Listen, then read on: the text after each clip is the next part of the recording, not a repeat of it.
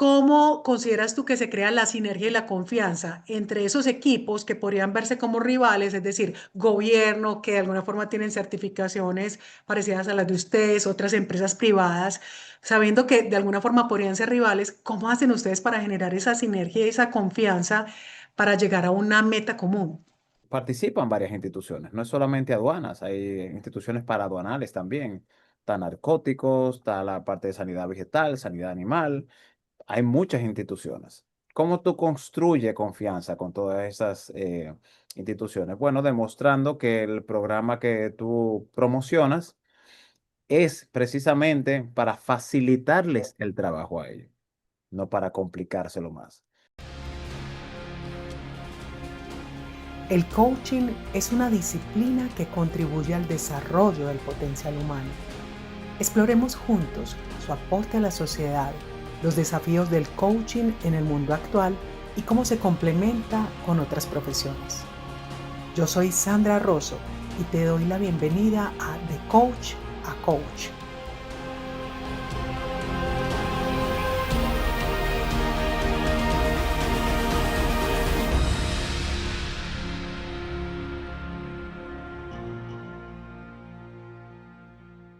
Tenemos un invitado hoy también muy especial, como todos nuestros invitados, pero este invitado es dominicano. Se trata de Omar Castellanos, director del capítulo de BASC en República Dominicana.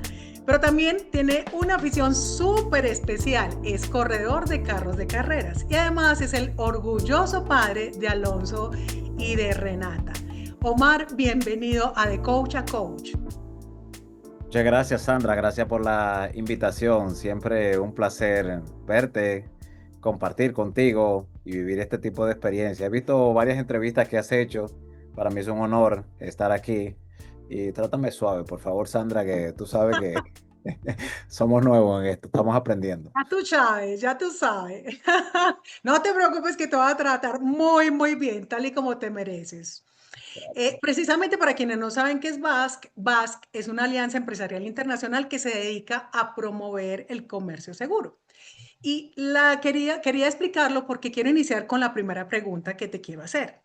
Y es, Omar, en el mundo del comercio global, donde la velocidad y los riesgos son una constante por todos los cambios que se van generando en el entorno, ¿cómo aplicas tú la experiencia que tienes no solamente como director de BASC, sino también como auditor? Y por qué no, haciendo un símil desde lo que has aprendido como corredor de carreras sobre la anticipación en la pista, ¿cómo aplican ustedes a que las empresas que ustedes certifican no solamente sean auditadas, sino también que puedan buscar anticiparse a las amenazas que les puedan surgir?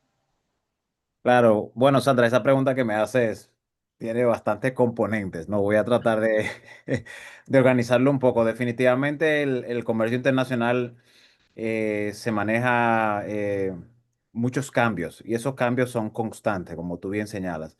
Yo creo que una Ujú, experiencia para lo que pudimos vivir, donde esos cambios pudimos sentirlos quizás un poco más profundo y todo el mundo al mismo nivel fue la pandemia, ¿no? ujú, Donde así tuvimos es. que adaptarnos bastante rápido a cosas que quizás no estábamos de acuerdo o que no necesariamente sabíamos cómo hacerlo.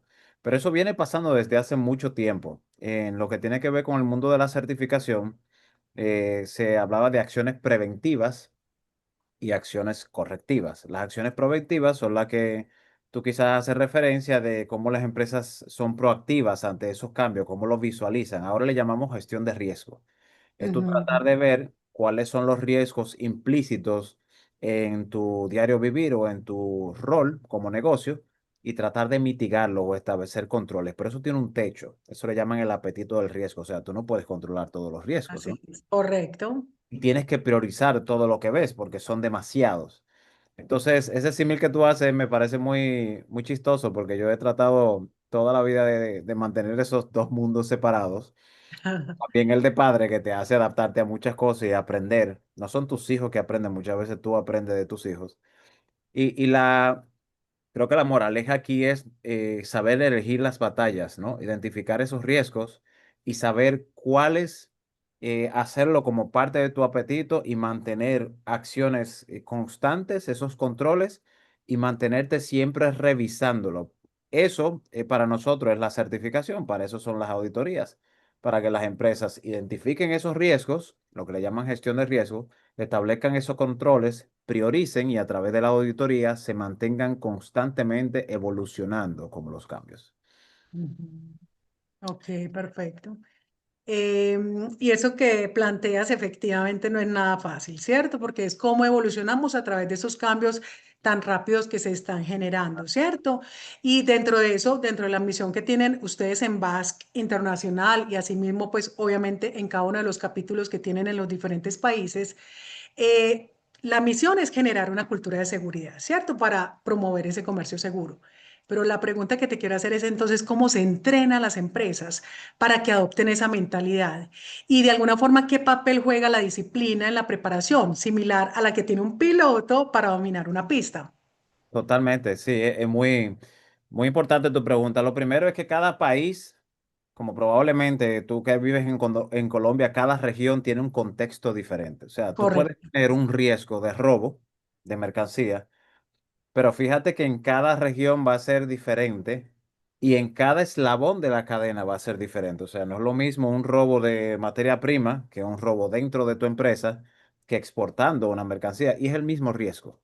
Entonces, por eso en algún momento la ISO 28000 que trata sobre seguridad de la cadena de suministro hablaba de aguas arriba y aguas abajo, ¿no? O sea, no solamente tú establecer controles en tu casa, sino también para la gente que va a tu casa o quizás los que salen, hablando ya del mundo empresarial.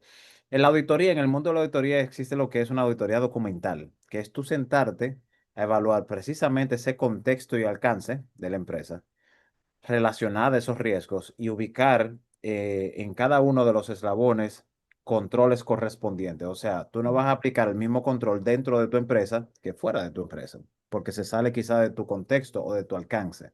correcto, En el mundo de las carreras es igualito, o sea, tú no corres igual en un día de lluvia. Tú no corres igual contra un contrincante que está superior a ti, quizás en el campeonato. Tú te mentalizas y te preparas diferente. Y por ende, también algo importantísimo en cualquiera de esos escenarios es contar con los recursos. O sea, tú te puedes preparar para lo que tú quieras, pero si no tienes las cámaras o no tienes los recursos para invertir en esos posibles controles que tú necesites hacer, depende de los riesgos, pues no estás en nada. Entonces es una combinación de analizar ese contexto, el ujú, riesgo que quieres controlar y también prepararte tú.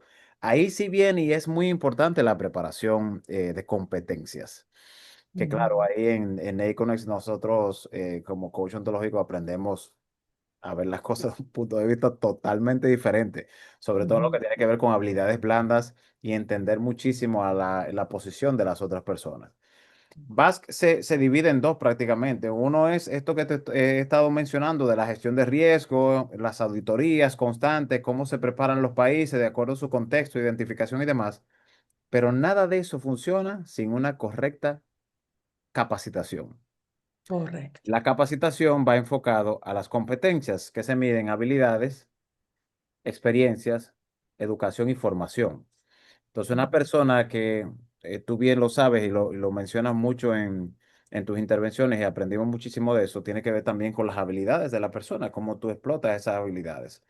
Y las competencias de cada quien, tú tienes que saber identificarlas, pero saber cómo trabajarlas también. Esto en particular, lo que me estás preguntando, lleva una capacitación prácticamente constante, porque es, como tú mencionaste, un ambiente muy cambiante y quizás lo que tú aprendiste el año pasado está pasando de otra forma. La facilitación de comercio es así, la gestión de riesgo, el comercio internacional, ahora hay mucha digitalización, ahora se le está dando mucho peso a la ciberseguridad. Ujú, Sea, correcto. te explota la cabeza cada vez que yo veo una conferencia de ciberseguridad, digo, pero, ¿cuándo pasó esto? O sea, es como si constantemente estuvieran inventando algo nuevo, ¿no? Y Ajá, por ende, correcto. tú tienes que constantemente enterarte para saber cómo vas a reaccionar mejor a esos nuevos riesgos, lo que se conoce como resiliencia, tú poder adaptarte a esos cambios y poder hacerlo de manera proactiva. Ujú, correcto. Y es que escuchándote precisamente, no solamente es ese ámbito de la proactividad, que obviamente hay que trabajar de una manera muy ardua y ese desarrollo de diversas competencias que se requieren, sino que también hablabas algo súper valioso que tiene que ver con la mitigación del riesgo, porque obviamente las empresas certificadas pueden mitigar su riesgo al interior de las mismas, pero hay muchos factores exógenos que obviamente no dependen de ellas y que las afectan, y que para eso de alguna forma son los gobiernos u otro tipo de organizaciones las que de alguna forma pueden contribuir. Y en ese sentido, y yo que he tenido, digamos, como la oportunidad de estar en varios congresos de ustedes acompañándolos, hay algo que me ha parecido súper valioso, donde tú hablas mucho de la importancia de esas alianzas público-privadas, ¿cierto? Y desde ese contexto, en esta carrera por un comercio seguro, con tantos cambios que se generan constantemente, ¿cómo consideras tú que se crea la sinergia y la confianza entre esos equipos que podrían verse como rivales, es decir, gobierno, que de alguna forma tienen certificaciones parecidas a las de ustedes, otras empresas privadas, sabiendo que de alguna forma podrían ser rivales? ¿Cómo hacen ustedes para generar esa sinergia y esa confianza para llegar a una meta común? Esa sí está complicada. Ojalá yo tener a Fermín Cruz aquí, el fundador de VAS, porque VAS nació precisamente como una alianza empresarial para un comercio seguro, buscando precisamente la alianza entre el sector privado y el sector público.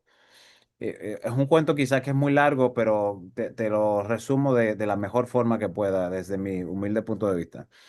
Definitivamente todos los gobiernos y ahora mismo la mayoría de los países, sobre todo en Latinoamérica, están luchando por tener mejores resultados en lo que tiene que ver con comercio exterior, ¿cierto? Ujú, Parte de esa carrera por los productos y servicios de comercio exterior tiene que ver muchísimo con la agilidad del comercio y la facilitación.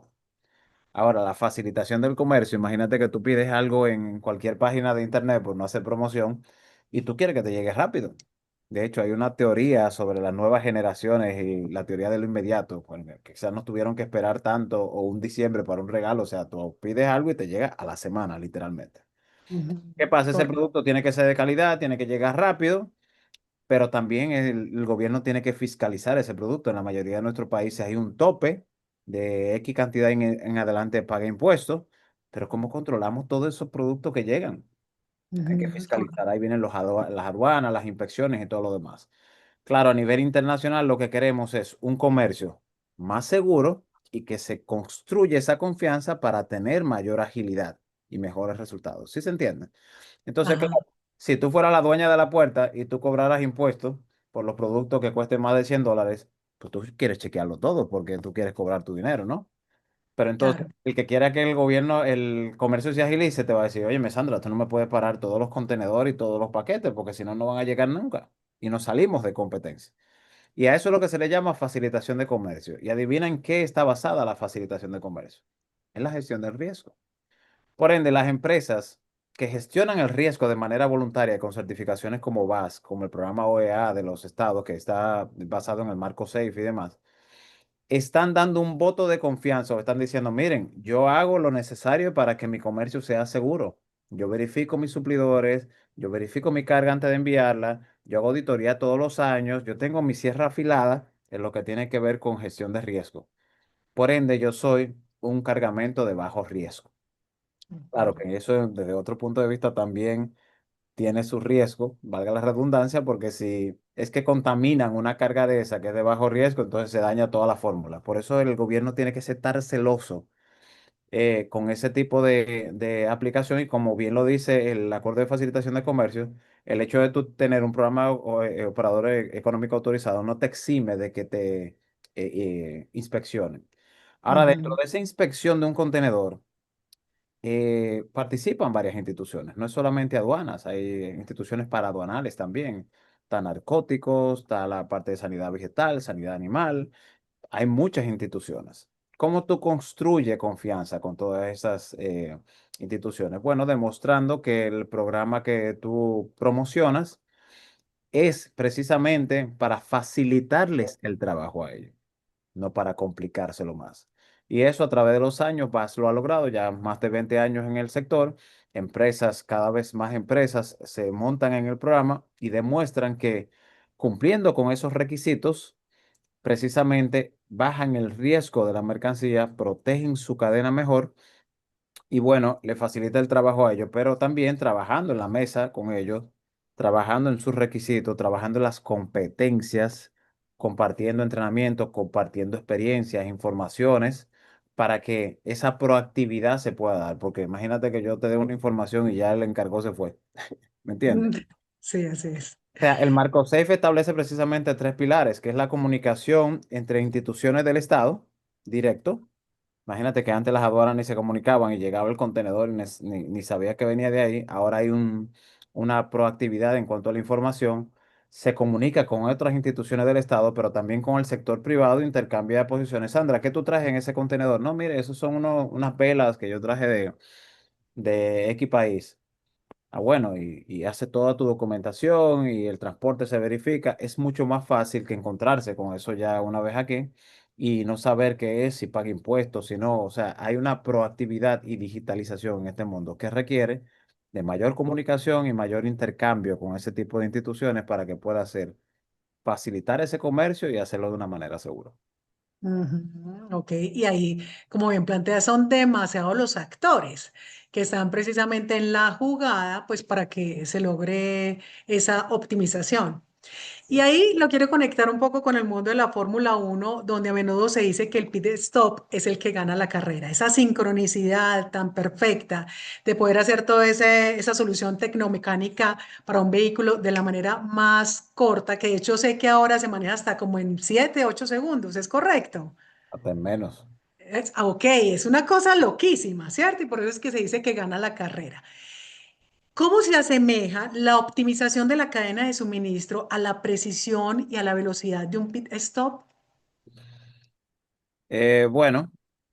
El pit stop en cualquier carrera, no solamente en Fórmula 1, que obviamente estamos muy lejos de ahí, pero la estrategia de cada equipo de cómo maneja los recursos, yo te diría que es lo que el pit stop al final de cuentas también varía por las condiciones climáticas, también varía por cómo va la carrera. O sea, el equipo tiene que tener una estrategia clara, pero también poder adaptarse rápido si hay algún cambio, ¿eh? Imagínate que tú cuentes con que ese pit stop sea, como tú dijiste, de 7 segundos y sean 3 durante la carrera. Y de repente uno de ellos duró 30 segundos. Ujú. Imagínate que en Fórmula 1 y en ese tipo de carrera tú puedes dar hasta 10 o 15 vueltas para ganar un segundo. Y Claro, tú le acabas de robar 23 segundos porque una sí, parada no funcionó. Es como claro. que se perdió todo. Si cada vez que un contenedor tiene que hacer transbordo o tiene que pararse en algún lado, dura más de la cuenta, se rompe el ciclo de ese producto. Si fuera un producto perecedero, por ejemplo, banano, por decirte algo, y el banano tiene que durar 3 días para llegar a su destino, para que llegue en ciertas condiciones, y duró 4, llegó dañado, se perdió la mercancía. ¿Quién te paga eso? Correcto. Igual te puedo decir en las empresas, si las empresas tú tienes un día específico para hacer una auditoría de control, para tú mejorar lo que tengan que mejorar antes de que te llegue la temporada alta en diciembre, y esa auditoría no se hizo en marzo o abril como estaba pautada, y se pospuso porque pasó lo que sea, no llegan las mejoras, no tienes productividad en tu línea de producción y te llegó diciembre y los productos no están listos. ¿Te imaginas? O sea, definitivamente las auditorías, la verificación y la validación de cumplimiento es sumamente necesaria cuando las empresas lo entienden y sacan un valor agregado. Yo creo que lo más difícil de lo que nosotros hacemos en la certificación es cómo agregamos valor a la empresa a través de esa validación. Porque es que las auditorías son no necesariamente bien vista en todos los lados. Es más, cuando tú llegas con auditor, llegó el auditor, no, oh, no, pero aquí estamos trabajando, o sea, como que tú llegaste a hacer una fiesta. Claro. Y claro, es una de las transformaciones más bonitas que ha tenido Vasca a través de los años, es a través de esa validación demostrarle a las empresas que es para tú ayudarlo a identificar riesgo y a Que es un business partner. que somos amigos. O Ya, sea, que cuando yo voy a tu empresa y te identifico un riesgo, en vez de tú pelear conmigo y decirme mal, pero, ¿cómo viste eso? Si son 30 expedientes, no jodas, y me pediste el único que estaba dañado. Y yo te pedí, puede que yo te haya pedido el único que te hubiera metido en un problema en caso de que se contaminara esa carga y esa persona estuviera envuelta en una investigación. Míralo por ese punto de vista. Por eso te termino la idea. Yo siempre digo que cuando uno encuentra una oportunidad de mejora, siempre tiene que buscar la forma de relacionarlo a un riesgo para que la Ujú, comunicación llegue un poco más clara y la persona se siente identificada con esa oportunidad de mejora. Así son las ujú, paradas para mí, así son los pit stop. Una parada para tú analizar lo que está pasando, poder adaptarte, mejorar y seguir adelante lo más ujú. rápido posible. Ok, excelente. Y de hecho, ahora también hablabas precisamente de la importancia del desarrollo de las competencias, ¿cierto? Que dentro de esto hay competencias técnicas, pero también competencias blandas del ser y del saber hacer. Quisiera preguntarte, tú como ingeniero industrial, ¿cierto? Y como obviamente líder de organización, ¿cuándo sentiste la necesidad de incorporar el liderazgo coach, de formarte como coach ontológico y qué sentías tú que te estaba haciendo falta en tu enfoque de liderazgo, que por eso te formaste como coach? Bueno, yo me acuerdo muy bien en parte de los entrenamientos que tomamos como coach ontológico que tú mencionabas en algunos momentos y en tus libros, que eso deberían de enseñarlo desde el colegio. O sea, yo tuve Ujú. la misma sensación cuando estaba haciendo el curso. Puta, pero ¿por qué yo no había visto esto antes, Dios mío? Yo creo que esa necesidad le llega a uno cuando uno tiene la humildad suficiente de reconocer que también somos humanos y tenemos muchas mejoras, Así ¿cierto? es. Además de que siento que es una herramienta extremadamente poderosa una vez tú te das cuenta de la capacidad que tú tienes de sanarte tú mismo y de transmitir y ayudar a otras personas. Te voy a Ujú. poner dos ejemplos rápidos. Imagínate que en ese pit stop una de las personas no esté suficientemente preparado para cambiar la goma. ¿Qué tú crees que pase? Claro, imagínate, ya Falta, perdí. ya perdió. Le falta Claro, capacitación, quizás le falta entrenamiento. Pero ¿qué pasa si esa persona ese día se le enfermó un hijo y no está mm, ahí necesariamente? O sea, claro. es tan importante la capacidad técnica como la tranquilidad y el desarrollo mental de la persona. Cuando Correcto. tenemos la habilidad de ver eso y en vez de castigar con un látigo a cualquier persona que comete un error, quizá ponerte en tus pies, en sus pies y tratar de ayudarlo, puede tener un efecto doble y puede Mm, ayudarte a conseguir no solo los resultados esperados, sino potencialmente mayor, porque definitivamente cuando tú trabajas en un ambiente donde te sientes avanzando, no solamente técnicamente hablando, los resultados son exponenciales. Y a mí me mm, pareció muy bonito eso del coach ontológico, lo que hizo en mí, cómo me ayudó a ver muchísimas cosas que no había forma de yo verlo y mm, poder muchas veces transmitir esa ayuda de una manera tan humilde. Yo creo que lo primero tiene que ser la humildad, porque es que todos no lo sabemos y a veces aprendemos hasta nosotros tratando de ayudar a otros. Y sobre mm, todo ser muy prudentes en la forma como hacemos ese acercamiento. Y cuando tú ves ese resultado, tú dices, no, no, definitivamente esto es algo que le hace falta a todos. Pero quizás no todos estamos preparados, no estamos en el momento correcto. Hay que ser un poco prudente ahí. Yo creo que ese trabajo que ustedes hacen, que tú hiciste también con el grupo de nosotros, lo que sigues haciendo es muy bonito y nos llega todo en algún momento para ayudarnos a avanzar de manera muy humilde.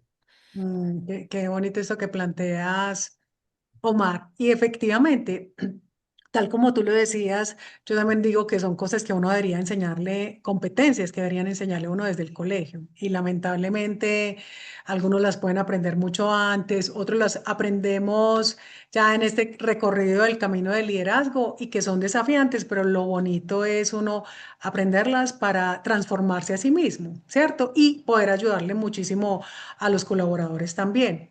Y precisamente tú sabes que dentro de la formación y en el mundo del coaching, y especialmente en el coaching ontológico, una de las cosas más importantes de las que se busca liberar a las personas es de sus creencias limitantes, que todos las tenemos, ¿cierto? Hay quiero hacerte una pregunta y es, ¿cuáles son las creencias limitantes más comunes que has encontrado en las empresas dominicanas con respecto a la seguridad en la cadena de suministro? Bueno, ¿qué te digo? Yo creo que lo primero el primer hielo que nosotros tenemos que romper cuando entramos a una empresa es que la seguridad va en contra de la facilitación. O sea, Ujú, siempre se cree que lo invertido en seguridad o es dinero perdido o no necesariamente, o no necesariamente te ayuda a lograr mejor tus objetivos. Ya ven como la empresa y el departamento de seguridad ahí todo el tiempo molestando con J y siempre tienen algo nuevo. Se ve mucho también en el tema de la seguridad, de la ciberseguridad. ¿Por qué tengo que cambiar la clave cada mes? No, pero que yo no me acuerdo de ni de la del mes pasado. ¿Y por qué tengo que aplicar filtros? ¿Y cómo que tengo que aceptar tantas cosas? Todo eso son controles de seguridad que no necesariamente la gente lo entiende muy bien y le hace perder tiempo, pero no ven que están mitigando un riesgo que quizás sea peor. Entonces, Correcto. se ve mucho también en el control de acceso. Cada persona que llega tengo que darle un carnet y tomarle la cédula y anotar. No, o sea, esa gente viene todos los días. Y yo, ok, pongamos este ejemplo, como yo te dije. Pasó un incidente en la empresa, se armó un fuego. Y la única forma que tú tienes de poder controlar quiénes están es con el número de carnets de visitas. O sea, tú tienes 20 carnets y te faltan dos, hay dos visitas. Si tú hiciste tu inventario en las mañanas, faltan dos visitas. Pero imagínate que esa visita que esté adentro sea el día de trae tu hijo al trabajo y sea tu hijo. Pero es un carnecito que te falta. Perdóname. Claro. ¿Se escucha? Sí, sí, claro. Es un carnet que te falta, Omar. Por favor, es uno. Sí, pero al momento que sea quizá un familiar tuyo, o sea, tu hija, ahí sí importa ese carnet, ¿no? Ahí sí va a ser importante y tú vas a ver que, querido, que quizá no lo hiciste, decirle, mira, vas a estar en la empresa, cualquier cosa que pase, ese es el punto de encuentro de emergencia. Pero no, se te olvidó decirle. Entonces, ahí sí toma importancia la charla de seguridad. Yo tengo una empresa que cada vez que voy, tengo que ver un videíto de 5 minutos de seguridad y es el mismo video. Over and over again. No te salgas de las líneas amarillas, ponte aquí en caso de emergencia, este es el punto, y tú tienes que verlo por política de la empresa. Entonces, a veces vemos ese tipo de inversión de tiempo como una pérdida de tiempo o de dinero, cuando en realidad es que no entendemos precisamente cuál es el riesgo que Mm, estamos mitigando y por qué tenemos que hacer ese tipo de cosas. Entonces, lo que falta, yo creo que un poquito ese pensamiento, como tú mencionaste, tiene que ver con la concientización. así es. Hacer más conscientes a las personas de cuáles son esos riesgos que estamos mitigando y sobre todo de esa cultura de seguridad que Ujú. tanto nos falta hasta a veces en el aspecto personal. Muchas veces cometemos errores por ignorancia. Pues no sabemos. No, Sandra me dio este paquetico para que me llevara, que yo estaba por allá por su casa y yo no lo revisé. Mm, Imagínate. Entonces, a veces cometemos ese error porque no sabemos el riesgo que está implícito en nuestras acciones y lo primero que nosotros tenemos que darle es ese nivel de concientización, contexto de cuáles son los posibles riesgos que están enfrentando y tratar de agregar valor con las acciones que tomamos. Claro, como te dije ahorita, poniendo un techo, porque que no vamos a salir. Yo siempre pongo el ejemplo muy chistoso de la empresa. No porque la empresa tenga un riesgo de tener un incendio, por ejemplo, una empresa de telas, mm, de textil, de producto textil. Esto no va a hacer que todo el mundo ande con un extintor ahí en la cintura porque va a tener el dispensario médico va a estar lleno de gente doblado todo el tiempo. O sea, hay que ponerle un nivel a esos controles de riesgo, pero definitivamente siempre hay que mantener esa sierra afilada para mm. tener la mente activa. Tal cual. De hecho, imagínate que me recordaste cuando te estaba escuchando que en un evento de Basque le pregunté a algunos clientes de ustedes, ay, ¿cómo les ha ido? Pues como con Basque. Y recuerdo que alguien me decía, mira, Sandra, al inicio era efectivamente como ese escepticismo de, ah, esto de alguna forma, ¿para qué sirve? Y me iba diciendo, cuando una vez nos contaminaron un container en Europa con Ujú. drogas. Y decía, si no hubiera sido por la certificación, por manejar todos los pasos y los protocolos, no hubiéramos podido demostrar que lo contaminaron fue en Europa y no que había salido de nuestra fábrica contaminado, ¿cierto? Y me decía, ay, ya definitivamente dijimos, este dinero está, mejor dicho, súper bien invertido, Estamos porque pagos, como decimos aquí. es correcto, Bueno, así aquí hay es. una diferencia también en ese ejemplo que yo te puse de tú llevar por ignorancia un paquete Sí, de contaminado a tú haber hecho la debida diligencia, como se dice, demostrar tu cumplimiento. No, no, espérese. A mí me entregaron el paquete, yo lo revisé, era una empresa que durante el transporte no fue porque le tenía GPS y todo lo demás, a tú poder demostrar esa trazabilidad de cumplimiento que tú tuviste. así es. Bueno, tú te eximes de la responsabilidad porque tú hiciste lo que tenía que hacer. La gran pregunta es, ¿Cuál es la debida diligencia? ¿Hasta dónde llega mi responsabilidad? Por eso se Ujú. habla de la seguridad de la cadena de suministro. Claro, Entonces tú no correcto. puedes decir, no, no, es que esa caja Zaire, eso ya de mi empresa. Ajá, Sandri, ¿con quién, qué transporte usted contrató para llevarla?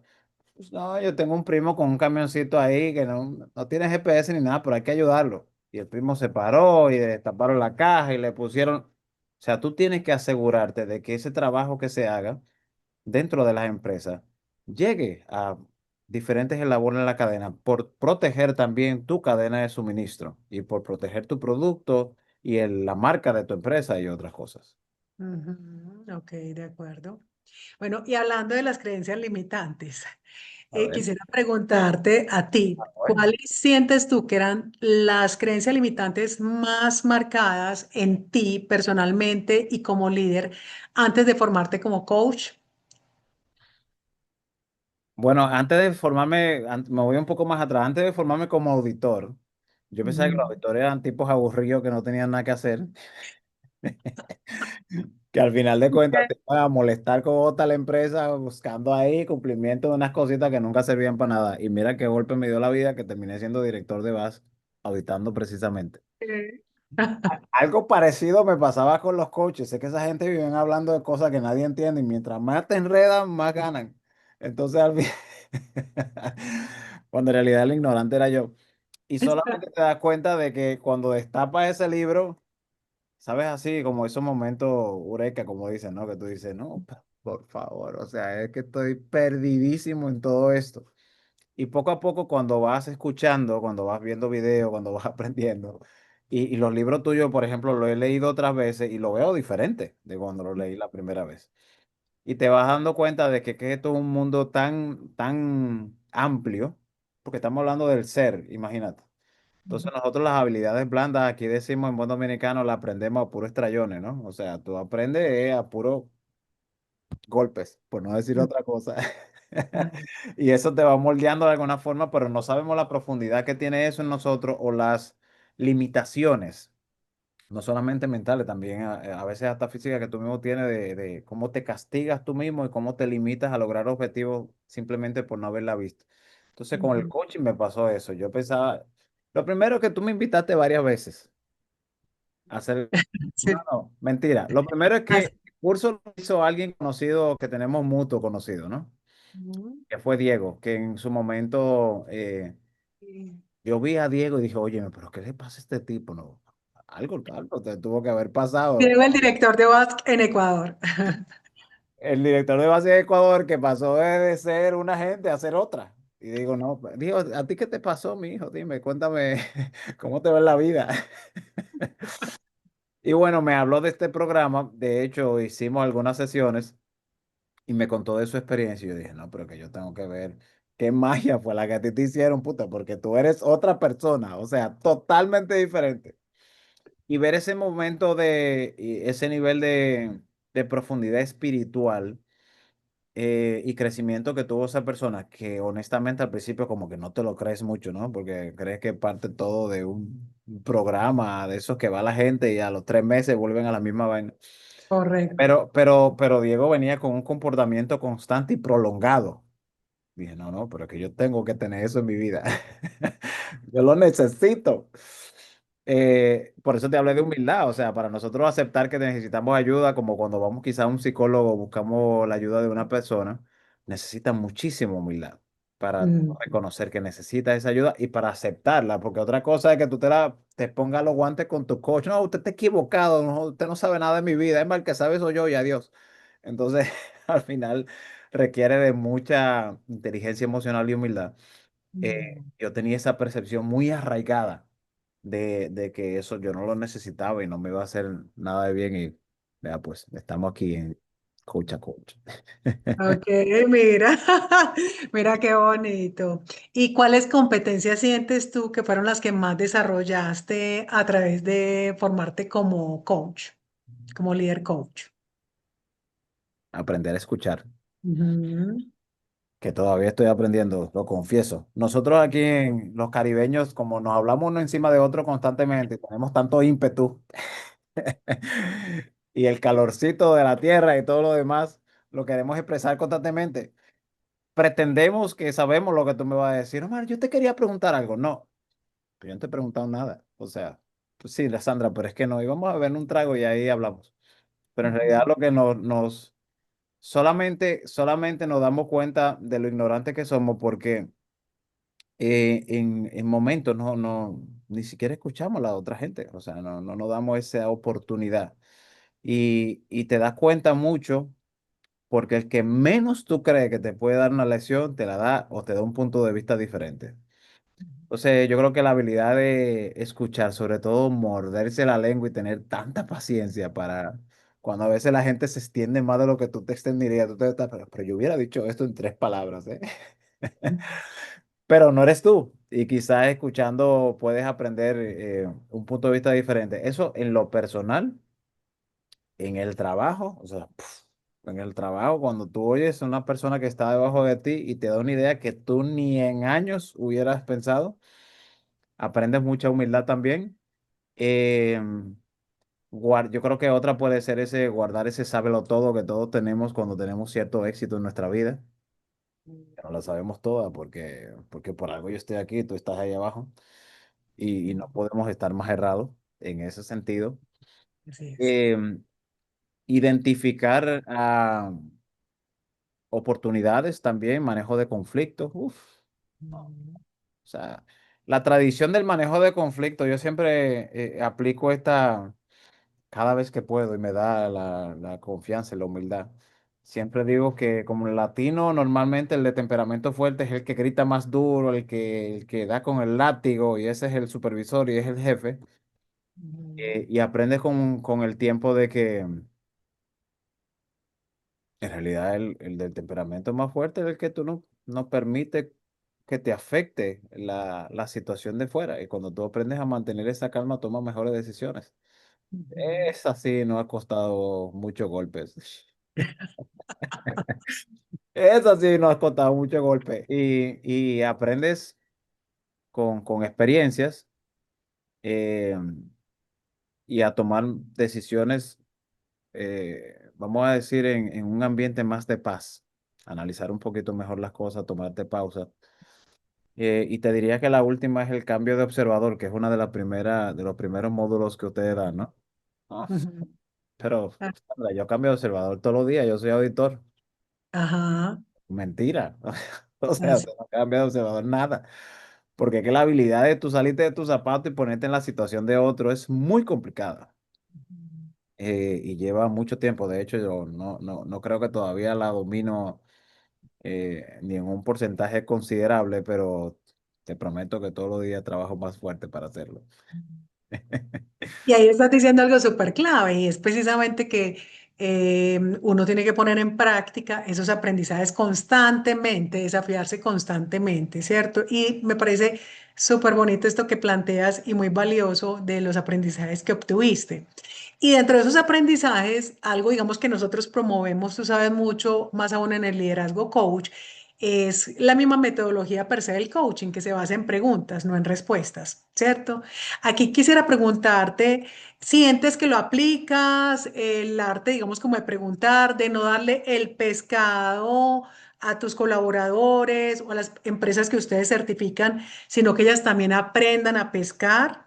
¿Sientes que Claro. aplicas ese arte de preguntar? Pues Sandra, la verdad es que eso en teoría se oye muy bonito, pero en la práctica es bastante complicadito, ¿no? Eh,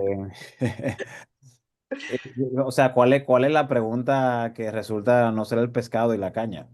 Es Mm, muy complicado. Pero sí te mm, digo que en el mundo de la auditoría, tú sí aprendes mucho a organizar las preguntas de forma de obtener el resultado que tú quieres. mm, Eso sí la auditoría te lo pone muy claro. Pero también en la parte de colaboradores que me preguntas, lo que pasa es que cuando uno lidera un grupo, como te digo, uno esconder ese sábelo todo y preguntar, pero ¿por qué yo te tengo que preguntar algo si te puedo decir cómo hacerlo y salimos de eso, ¿no? mm, Pero cuando tú comienzas a adoptar esa política de, a ver, esta es la situación que se presenta, ¿qué tú harías si estuvieras en mis pies o qué solución tú me promueves? Y tener que oír estas soluciones ahí una a una cuando tú ya sabes qué es. Resulta, hay que tener mucha paciencia. En la auditoría, como tú estás de auditor y tú no puedes dar nada por sentado, tú tienes que hacer una pregunta de manera muy estratégica para que la persona caiga. Es más, que yo he estado en una auditoría el día entero y al final del día me dice, ah, pero por eso fue que tú me preguntaste. Entonces, toda esta estrategia lleva mucha paciencia, lleva Ujú, mucha experiencia que a veces no tenemos o queremos anticiparnos los resultados, pero el camino definitivamente es muy enriquecedor y requiere de mucha paciencia, algo que yo no tengo mucho. He aprendido a desarrollar con el coaching para poder lograr ese resultado. Esas preguntas, de esa forma como tú lo planteas y como me lo plantean en el coach, yo creo que es un aprendizaje día a día. Con mis hijos yo lo aplico también. Tú hablaste al principio de mi orgulloso título de padre de Alonso y Renata.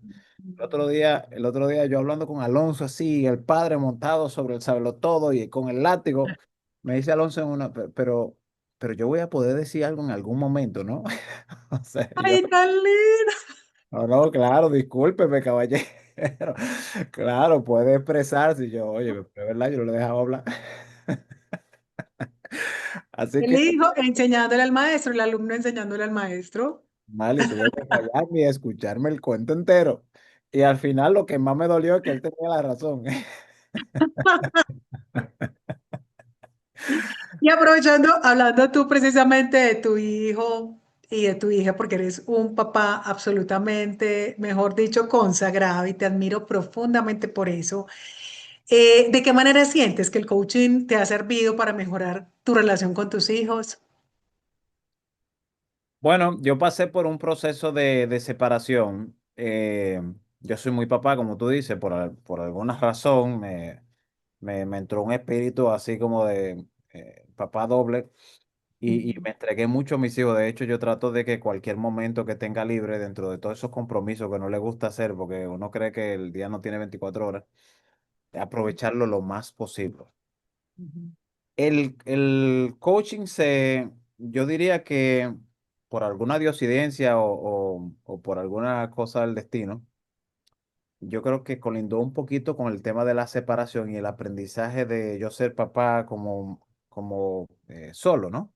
ujú, correcto. Eh, y yo sí te confieso que todo esto que yo te dije ahorita del cambio de observador, de aprender a escuchar, te acabo de dar un ejemplo de cómo mi propio hijo me cayó la boca, literalmente, en una discusión, porque ya estamos teniendo unas discusiones como de cierto nivel, ya él tiene 12 años, argumenta. La Renata, mi hija más pequeña, soy yo, mujer, o sea, esa va a ser coach seguro. O sea, esa te da un argumento que tú dices, óyeme, pero me acaba de callar la boca, o sea, me dijo algo que no puedo responderle. Entonces, yo creo que el coaching me ayudó mucho a tratar de ponerme en los pies de ellos, o sea, ¿qué tú pensabas cuando tú tenías 10 años? ¿Por qué esto es tan importante para ti si es algo tan banal y tan insignificante? Te estoy diciendo que no lo hagas porque soy tu papá y punto. No, ¿cómo así, hermano? Ya esos tiempos pasaron. Trata de explicarle la cosa, ser un poco más empático y el resultado ha sido exponencial. Porque ya no es con un látigo y porque te tengo miedo, sino hay un argumento detrás de eso, aunque se ha perdido un poco, el balance está complicado ahora porque yo tengo una forma de educar un poco tradicional, pero hay que soltar un poco a veces, hay que ser Hay que padre. poner en práctica lo aprendido en el coaching. Exactamente. Que de hecho lo dijiste ahora, muy bien, pero me parece muy valioso porque no es fácil, o sea, como que ponerlo en la práctica, insisto yo, eso es como si yo quiero tener bíceps, tengo que hacer pesas todos los días. Entonces es lo mismo, es ese desafío que todos los días tenemos constantemente para ser mejores, ¿cierto? Definitivamente. Eh, para ir finalizando, quiero hacerte dos preguntas adicionales. Mm. Y es, a ti te tocó una de las crisis más complejas que hubo en la cadena de suministro que colapsó, obviamente, con lo de la pandemia, ¿cierto? Te tocó indirectamente, pero digamos desde el ámbito de Basque. Quisiera preguntarte, Si miras hacia el futuro, unos 5 años aproximadamente, ¿cuáles crees tú que son los próximos desafíos en la seguridad de la cadena de suministro? ¿Y cómo sientes usted, tú y ustedes en BASC que se tienen que preparar para ellos? Me voy un poquito atrás primero y después voy adelante, sí. Que, La gestión de riesgo tiene dos enfoques. Uno es el proactivo, que lo hemos venido hablando, Ujú. pero también está el reactivo. O sea, en la Ah. pandemia, muchas personas aprendieron lo que era un plan de contingencia. Mm. ¿Cómo nos vamos a hacer ahora? O sea, tenemos un plan ahí que tenemos por año, pero nunca lo hemos usado. Se aprendió también el concepto de resiliencia y lo que es continuidad de negocios. Muchos negocios tuvieron que evolucionar totalmente su forma de trabajar. Basque fue una de ellas. Imagínate, tú le decías a una gente ante una auditoría remota y te decía, "Pues, no, pero ¿cómo así? Una auditoría remota, imposible." Y lo hicimos. Hicimos auditorías remotas, auditorías virtuales. Y ahí fue todo un reto por el tema de la tecnología, la confianza de los documentos que te presentaban, cómo yo te voy a enseñar un ambiente, te enseño lo que, o sea, hay muchos retos y pudimos hacerlo.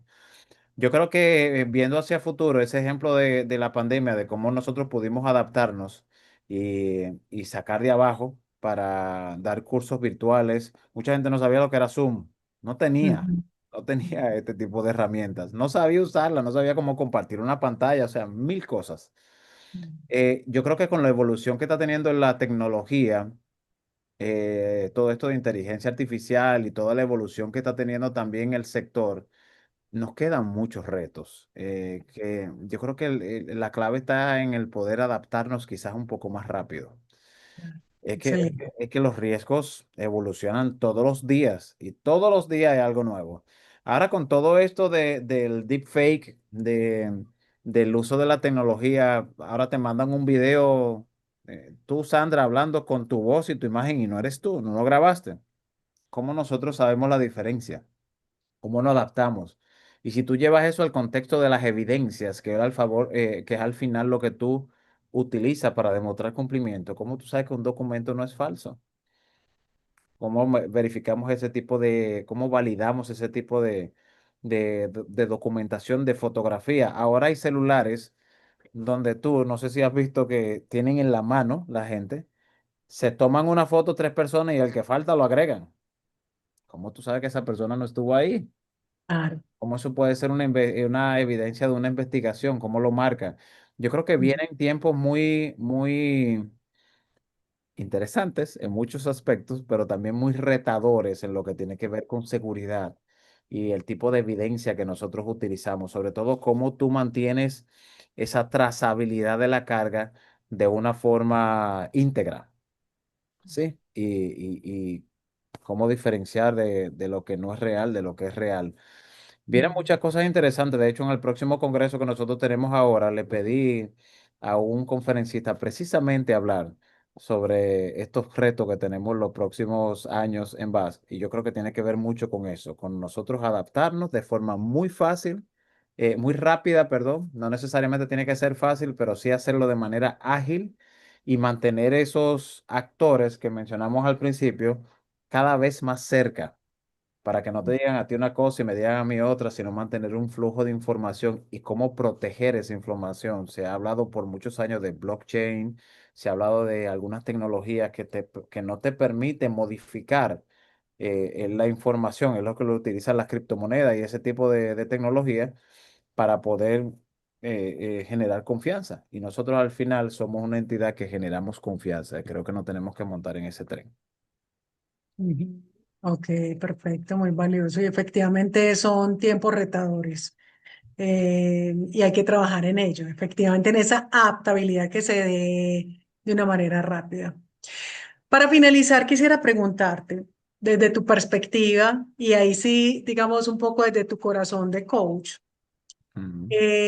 quisiera preguntarte, ¿qué es lo que te gustaría a ti que fuera tu legado? Y esta pregunta te la hago no solamente en términos profesionales, ¿cierto? Es de la labor que hacen en BAST, que de verdad que es una organización que admiro profundamente y a todos los líderes de la institución en los diferentes países. sino también por esa transformación que tú como líder en la República Dominicana has ayudado a catalizar en las personas y en las empresas a través de las certificaciones que ustedes brindan. ¿Cuál quisieras tú que fuera tu legado? Wow. Lo primero es que nosotros lo que hacemos lo hacemos de un punto de vista muy humilde, porque es complicada la cadena de suministro y tú pretender decirle a una empresa cómo hacer su trabajo mejor, pues es un atrevimiento en muchos de los casos, que son empresas que tienen 30, 50 años trabajando y funcionan bien, más de 100 años algunas de ellas, de manera muy orgullosa. Entonces yo creo que si yo fuera a enfocarme en dejar un legado, eh, quisiera concentrarme en hacerle entender a las personas que la mejor forma de agregar valor es a través de la gestión de riesgo y hacerlo de una manera muy humilde. Sobre todo tratando de aprender para poder aportar algo. Hacerle entender que el auditor es un ser humano y el auditado también, y tenemos oportunidades ambos, de ambos lados, y que al final de cuentas lo que nosotros queremos es, de cierta forma, ayudarlo a lograr sus objetivos, no convertirnos en un retraso. Y finalmente, si me gustaría desarrollar lo que tiene que ver con habilidades blandas y desarrollo de competencias, que es algo que quizás nosotros no lo tomamos muy en cuenta y tiene más impacto del que creemos. O sea, al final el certificado de la empresa es un certificado para la empresa, pero la empresa depende de personas y esas personas tienen que desarrollar competencia.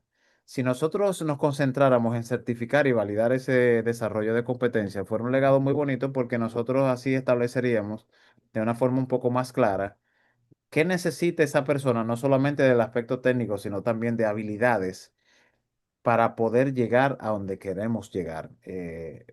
Nosotros como entidad, la empresa, la cadena en general y hasta el sector en general y el país para poder desarrollar ese objetivo de nosotros convertirnos en un hub regional, pero también aportar nuestro granito de arena de una forma muy humilde. Ojalá que se entienda así, que yo pueda ser parte de ese aprendizaje o VAS Dominicana, porque yo poco a poco trato de excluirme cada vez más para que entiendan que esto no es algo mío, sino que esto es algo de todos y que todos tenemos que formar parte de la solución.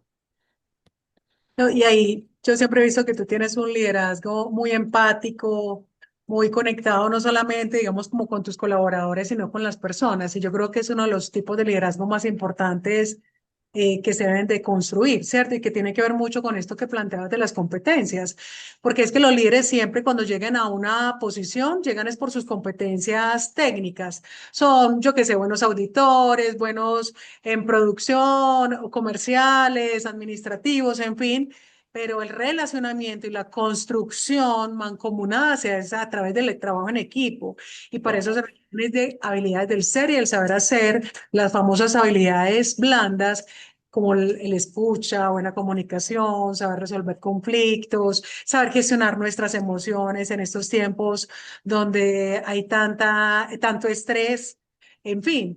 Y es algo bellísimo cuando uno logra comprender eso para construir no solamente mejores organizaciones, sino precisamente No. cumplir con el objetivo que cada líder busca generar a través de su organización. Mi querido Omar, un placer haberte tenido en de coach a coach. De verdad que ha sido fantástico y valoro muchísimo la conversación que tuvimos. El placer es todo mío, Sandra. Te voy a dar una última historia. Ujú, Cuando yo empecé a aplicar los consejos del desarrollo de reuniones productivas, ujú. que lo vi con Diego también allá, o sea, a mí se me explotó la cabeza cuando tú llevas ese nivel, sobre todo esa combinación de personal y de trabajo tan complicada a veces, ese balance, ¿no? Porque tú tienes que también tener tus límites. Pero cuando ves los resultados de tú canalizar eso de forma correcta, definitivamente el resultado que se tiene es exponencial y eso se lo agradezco a ustedes también y así como agradezco la oportunidad de invitarme a este programa y tener esta interesante entrevista. Gracias nuevamente, Omar, y los invitamos a que sigan viendo los demás episodios de Coach a Coach. Muchas gracias. Chao. Bye.